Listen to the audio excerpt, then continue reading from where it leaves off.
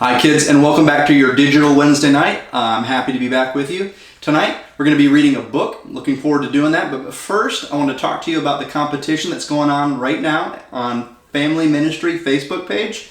So if you'd like to go over there right now and look, you'll see that kids have posted forts that they're doing in their homes, building it out of blankets and books and stools and chairs and all sorts of different things. We have one kid that went outside and built it the natural way with sticks. So that's awesome. If you want to do that, go ahead and show your fort building skills for your chance to win maybe this book, possibly some other books of your choice, and a stomp rocket. So we're going to leave that open until Friday. So keep on building and keep posting online. So without any further waiting, let me go ahead and jump into the book. The Garden of Eden, the Curtain, and the Cross. A very long time ago, right here in this world, there was a garden. In the garden, everything was wonderful.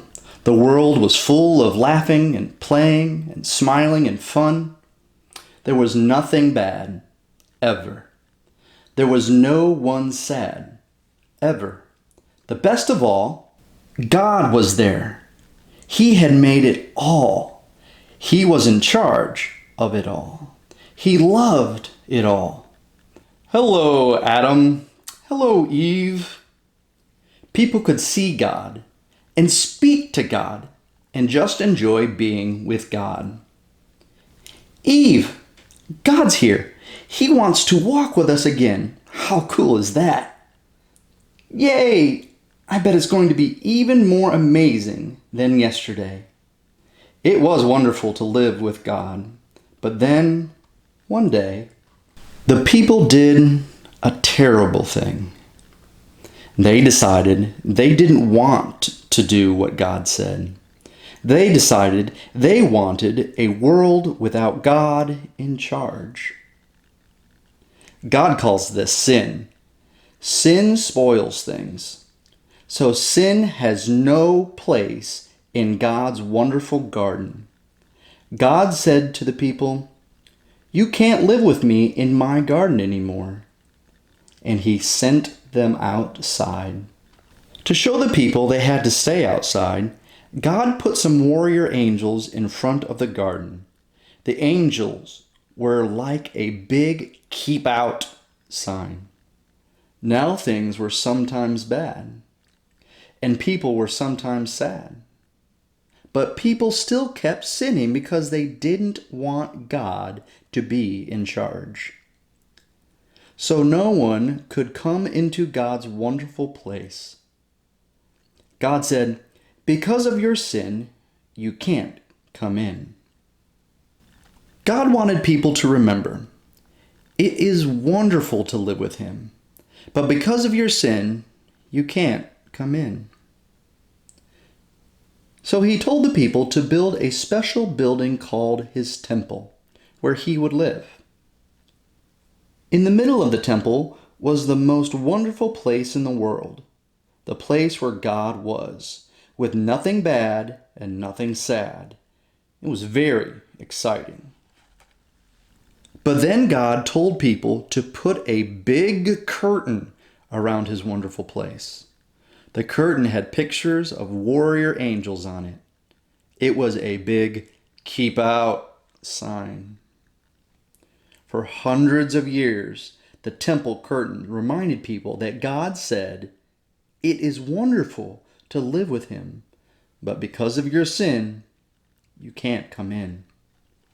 Babies became grown-ups and had babies, and those babies became grown-ups and they had babies, and those babies became grown-ups and they had babies. Hundreds of summers and winters passed by, and the "keep out" curtain stayed in the temple.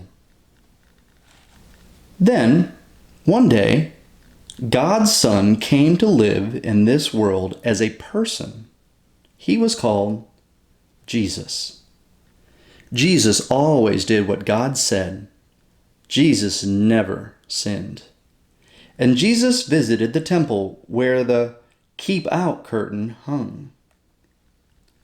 Jesus knew that things were sometimes bad and sometimes sad.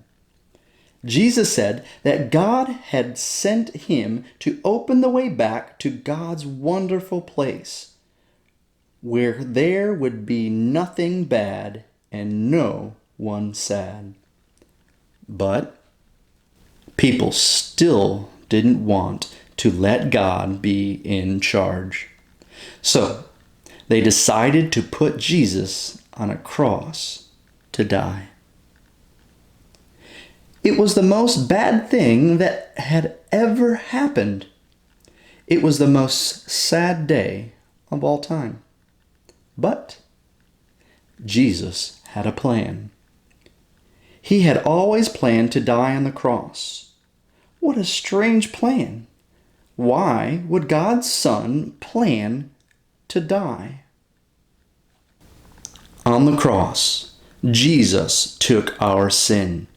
All the bad things we do, all the sad things they cause, Jesus took them all for us. And when he did, something amazing, astonishing, astounding happened. The curtain tore.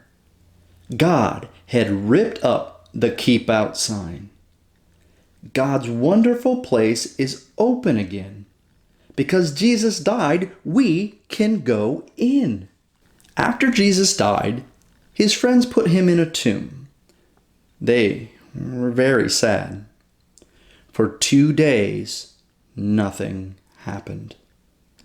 Then, the next morning, Jesus' friends went to see his body in the tomb. And it wasn't there. A little later on, Jesus' friends were all together, and suddenly Jesus was there, alive. Suddenly, his friends weren't sad. Now, they were so happy. God had brought Jesus back to life so that he could live in God's wonderful place forever. And Jesus has sent everyone an invitation to come and live with him there too. He tells us, God says it is wonderful to live with him. Because of your sin, you can't come in. But I died on the cross to take your sin. So all my friends can now come in. We can live with God forever. There will be nothing bad and no one sad. We will see God and speak to God and just enjoy being with God just as he planned. It will be wonderful to live with him, and it's all because of Jesus. We will say every day, thank you, Jesus. You're amazing. And you can start saying that today. Enjoyed reading this book to you. I'm praying earnestly that we'll soon be able to be back together again soon.